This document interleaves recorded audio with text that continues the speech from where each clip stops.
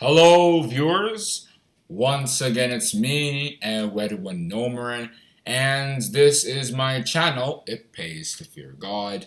This is where we learn about God, His beloved Son, Jesus Christ, and their kingdom purpose, the three most important subjects that we can ever learn about, talk about, or discuss in the entire Holy Bible, according to John chapter 17, verse 3. The subject that I have prepared for you listeners and also myself today is captioned, Can God Trust You? However, before I get into that subject, we are once again going to hear a tune that some of us might enjoy listening to. And while that tune is playing, you can go ahead and subscribe and also click the notification bell so that you can be the first to arrive when we make future videos just like this.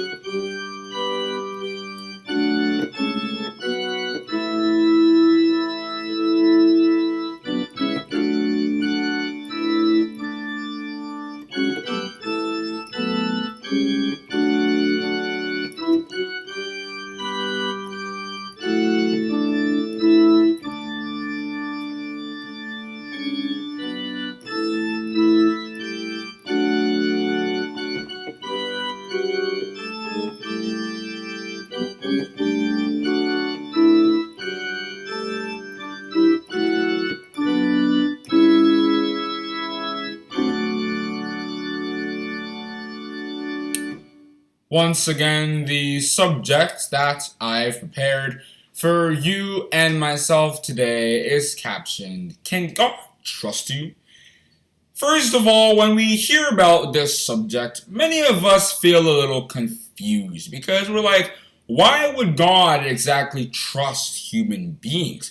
After all, there's Job chapter 35 and verses 6 and 7, which states, If thou sinnest, what doest thou against him? If thy transgressions be multiplied, what doest thou unto him? If thou be righteous, what givest thou him? Or what receivest he of thine hand? When God is doing a plan, when God has set up an idea and he wants to move it forward, he doesn't just do it with some magic or something. No, many times he uses human beings. For example, when he wanted to rescue the Israelites from the land of Egypt, he chose Moses. If we read Exodus chapter 3 from verses 1 to 14. David had many men that were gifted by God with the strength to kill many people, like Adino, who could kill 800 men with himself and the sword, if we read 2 Samuel chapter 23 verse 8. Now that we have this understanding, I'm going to spend most of the time talking about what God exactly trusts us on so that we have an idea on how to judge whether, based on such things, God can put His trust in our hands and we can move His plans forward without Him having to continuously check, see if we're still doing the right thing or other stuff in that direction. The first thing that God trusts His children to do is to sanctify or glorify His name. As the Bible has said, we should use all our abilities and our gifts and stuff to the glory of God, to glorify His name. So that when other people come and see us, they may glorify God. If we read Matthew chapter 5, verse 16. Many times people want to take what God gives them and use it to sanctify themselves instead of sanctifying God. If you read Revelation chapter 18 from verses 2 to 4, it talks about Christianity that took God's gifts and used it to make wealth. The merchants are waxing rich through the abundance of her delicacies, as that Revelation chapter 18 verse 3 states. But the children of God are not supposed to be found doing such things. Rather, they glorify God with their acts. And it's not just this random matter that has no importance. The reason why that calamity of Nebuchadnezzar having to stayed 7 years living like an ox and stuff was because he failed to sanctify God's name. When he was looking after 12 months after the prophecy, and then he was like, look at me and my ability to acquire all of this wealth and honor and glory, even though God said himself, if we read Jeremiah chapter 25 verse 9, chapter 27 verse 6, chapter 43 verse 10, etc., that I raised up Nebuchadnezzar to punish the Israelites and to sanctify my name. But because Nebuchadnezzar wanted to take the glory to himself, he had to suffer some things as a result of that. And if we read Deuteronomy chapter 8 in verses 11, 12, 14, 17, and 18, we get this understanding. Beware that thou forget not the Lord thy God, in not keeping his commandments, and his judgments, and his statutes, which I command thee this day. Lest when thou hast eaten, and art full, and hast built goodly houses, and dwelt therein, then thine heart be lifted up, and thou forget the Lord thy God, which brought thee forth out of the land of Egypt, from the house of bondage. And thou say in thine heart, my power and the might of mine hand hath gotten me this wealth. But thou shalt remember the Lord thy God, for it is he that giveth thee power to get wealth, that he may establish his covenants that he swore unto thy fathers, as it is this day. Another thing which is kind of similar to this is using God's gifts and privileges to advance his purpose.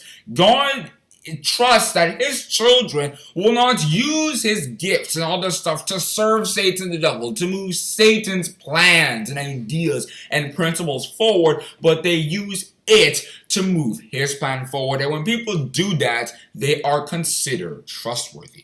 The gifts that God gives to his children were mentioned in 1 Corinthians chapter 12 from verses 4 to 12, 2 Timothy chapter 1 verse 7, Isaiah chapter 11 verse 2, Romans chapter 12 from verses 4 to 8, and some many other places, especially in the New Testament. And in Luke chapter 16 verse 11, such gifts were referred to as the true riches, where Jesus Christ had stated, if therefore ye have not been faithful in the unrighteous mammon, who will commit to your trust the true riches? And I discussed what those true riches are in my previous video, In Pursuit of True Wealth. You can watch that video for many details on what the true wealth means and how we acquire it to make ourselves spiritually rich. The Bible has told us that when we get gifts from God, God expects and trusts that we use it to move his purpose forward. If we read 1 Peter chapter 4 verse 11, St. Peter had stated,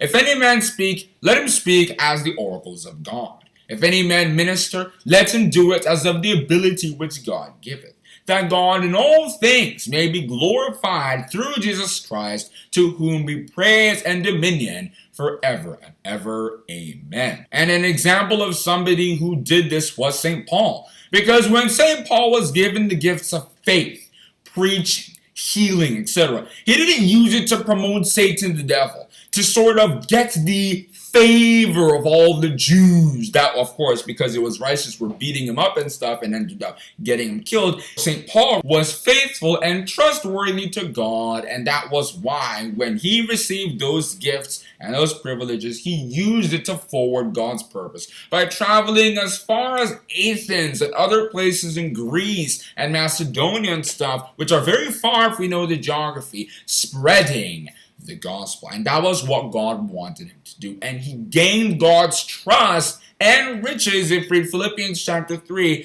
from verses 7 to 9 because of that. And we can see this said by St. Paul himself in Galatians chapter 1 from verses 11 to 16 and 1 Timothy chapter 1 from verses 11 to 17. The opposite of somebody like St. Paul was King Jeroboam, who took God's privileges, mainly being to rule the 10 tribes of Israel that had been separated from what Solomon was ruling, and used that to serve Satan the devil by creating false religion, which was condemned in Exodus chapter 20 verse 4 by creating two images and stuff in Dan and Bethel. And people were worshiping that because he didn't want people to go to Jerusalem where King Rehoboam was ruling, but he wanted all the honor and glory to himself so that he can keep his kingship and rule the way he wanted to rule. It was a privilege that he got in 1 Kings chapter 11 verse 38, but in chapter 12 from verses 26 to 33, he proved to God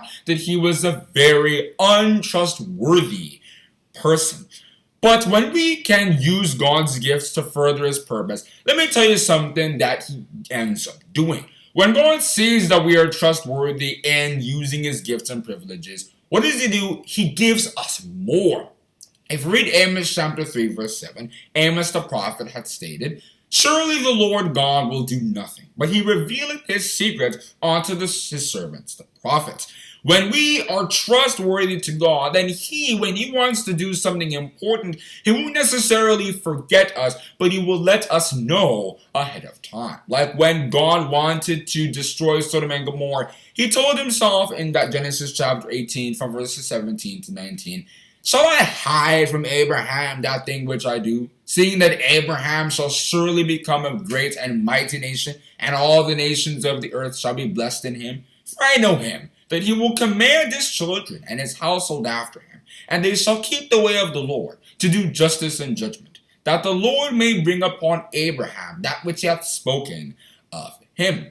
The reason why God did not hide what he was going to do to Sodom and Gomorrah was because Abraham was trustworthy to him. And in these last days too, when God is doing something, and he is doing many things now, he will give us the understanding from the Bible to know it ahead of time so that we can prepare our lifestyles to not be surprised by it. In Joel chapter 2 verse 1, Joel the prophet, along such things, had stated, "Blow ye the trumpet in Zion, and sound an alarm in my holy mountain. Let all the inhabitants of the land tremble, for the day of the Lord cometh, for it is nigh at hand."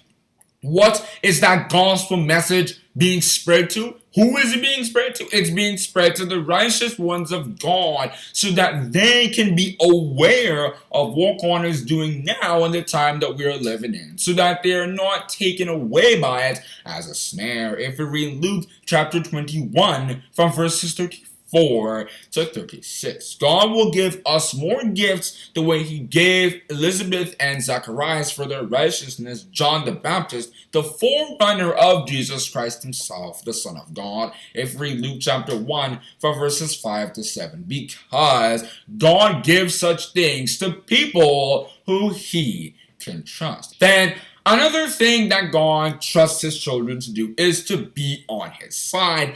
And while this seems like something that all children of God should be doing that, the thing is, many of them don't. If we read the Bible, we see that people who God really called righteous were people who supported him, were biased for him, not for the world, but biased for him. We have to be like Joshua and Caleb, who, even though they were 10 spies who were trying to show the message that these people are way too big for us, Joshua and Caleb were trustworthy to God, and that was why he gave them, or they gave Moses, the true report. And it was true because God had the ultimate power to defeat the Anakims, because he could defeat an entire nation just to let the Israelites out of it. They had that understanding, and that was why they could utter such statements. And if we read Numbers chapter 14, they were taking stones. They wanted to stone them because they were on God's side. And another thing that we have to understand concerning this, which makes us not being trustworthy to God very common, is that when we rationalize what God is doing, we are not being on his side. And let me explain what I mean by that. King Saul, for example, in 1 Samuel chapter 15 from verses 1 to 9, was not trustworthy to God for one reason. He took God's instruction, but he wasn't on his side with it. He questioned it, he rationalized it, and he decided to change it because he just didn't feel that killing all the Amalekite stuff was all that reasonably thought out. And so did Jonah in Jonah chapters 1 and 2. In chapter 1, he looked at what God was trying to tell him to do, which was to go to Nineveh and preach to them. But he felt that God wouldn't really listen to him. Remember, this is supposed to be God telling it to Jonah, but Jonah told himself, I think God wouldn't really want me to preach to these people because the iniquities of them are already too much. So then he decided to go on a ship instead and in the opposite direction of where God wanted Jonah to go. And that is not being on God's side. Because even though Jonah, for example, went back to go do those things eventually, God wasn't very happy with him and also with King Saul in that 1 Samuel chapter 15 from verses 1 to 9 because they rationalized what God wanted them to do and as a result, they were not trustworthy. Somebody who was trustworthy was Jesus Christ. And that was why in Matthew chapter 3 verse 17, God could introduce Jesus Christ in this manner.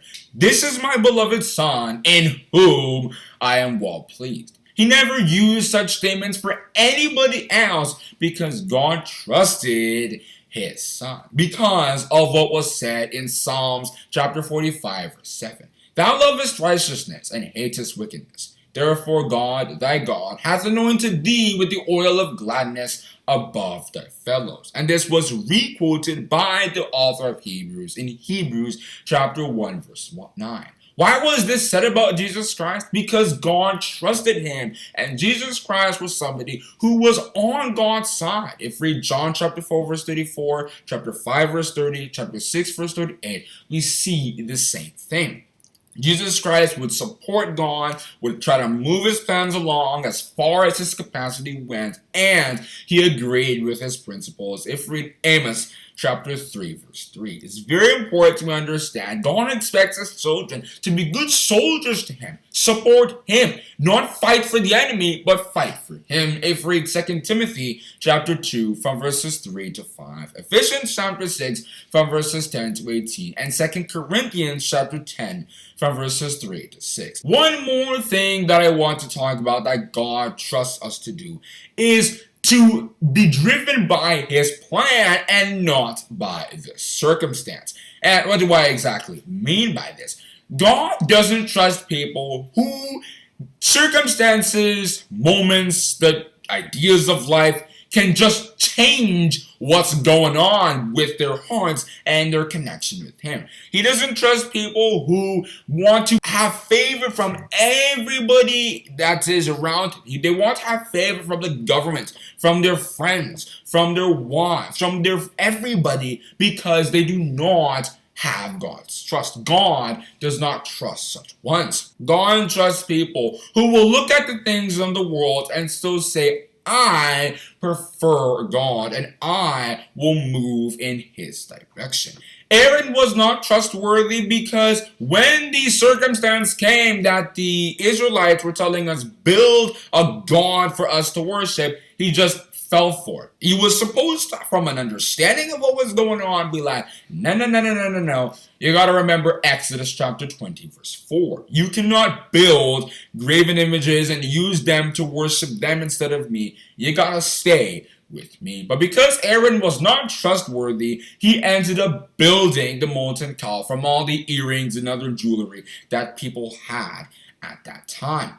Jesus Christ, however, was trustworthy because even though Satan the devil was selling him all the riches that he had to offer, which was all the kingdoms that he owned and stuff, Jesus Christ wasn't going to be taken away by that carrot that he was dangling. Nope. Instead, if read Matthew chapter 4 from verses 8 to 10, he said, I'm not going to tempt God, and neither am I going to move away from him. You give that to the evil people who want those things from you. I am going to stay trustworthy to God. We should never be doing what's high esteemed among everybody. If read Luke chapter 16 verse 15, but we should move along the narrow way of salvation. If we read Matthew chapter 7 from verses 13 to 14, it's very important that we have an idea on what I am discussing. In the time that we are living in, the last days, the kingdom of God has been set up, and there are people that God trusts to not only spread the message, but to bear witness against the people that he wants to judge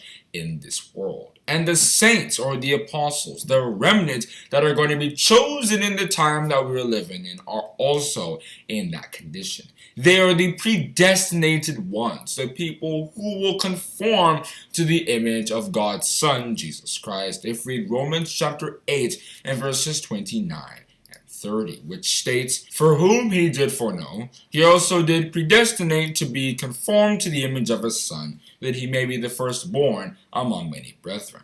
Moreover, whom he did predestinate, them he also called. And whom he called, them he also justified. And whom he justified, them he also glorified." Those are the people that God doesn't really have to turn his back to be making sure they're still doing the right thing. Those are the people that are self-motivated.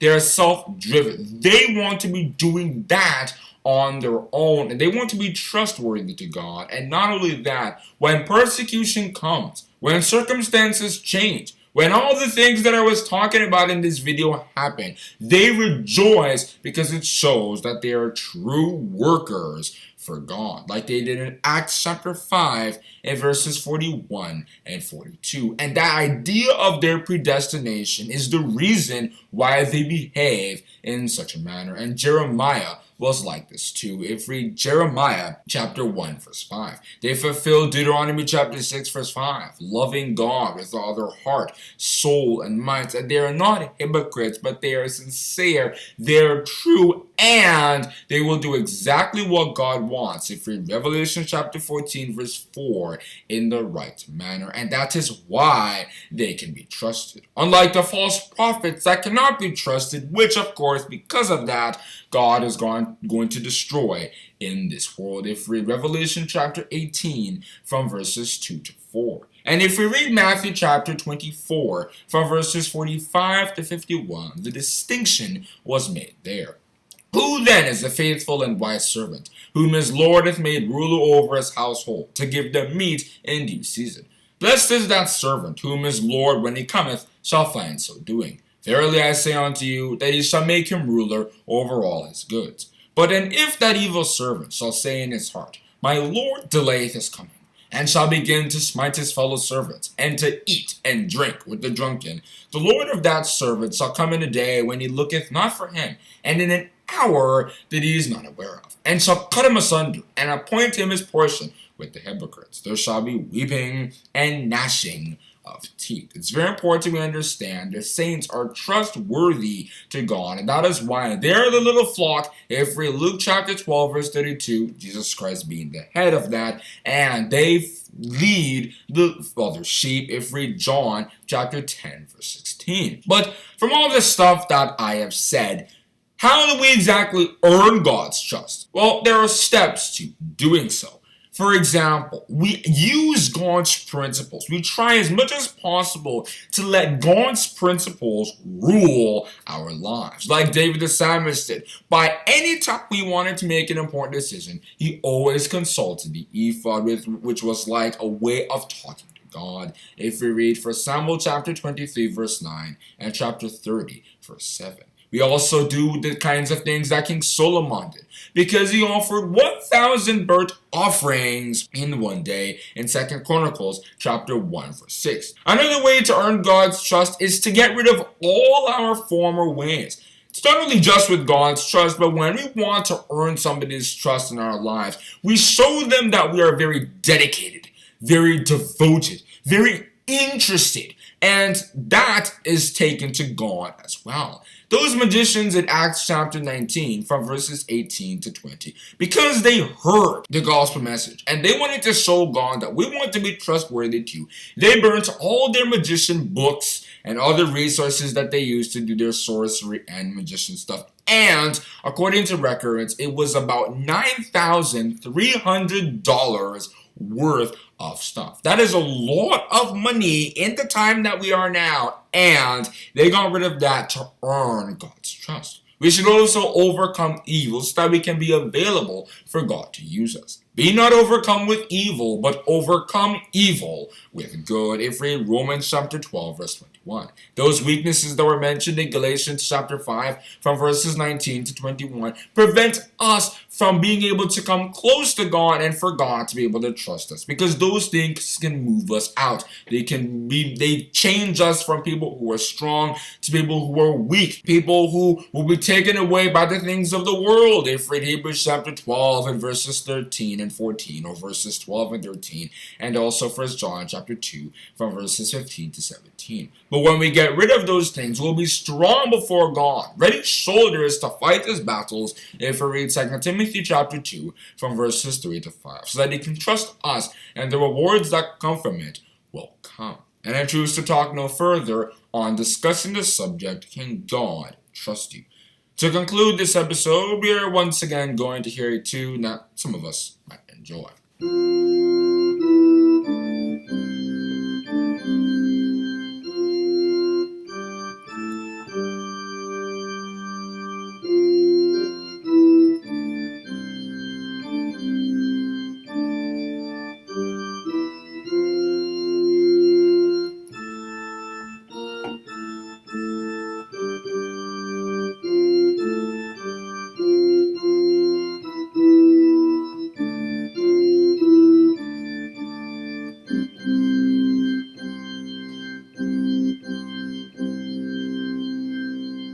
Hope you enjoyed this video. Hope you learned something. Most importantly, please try to subscribe, click the notification bell, and share this video to others who are interested in learning of how God trusts people and how they can earn God's trust to be in that category.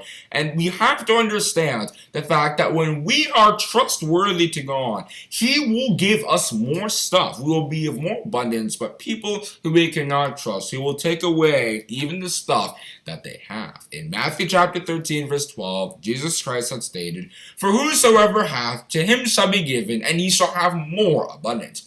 But whosoever hath not, from him shall be taken away even that he hath." Thank you for listening.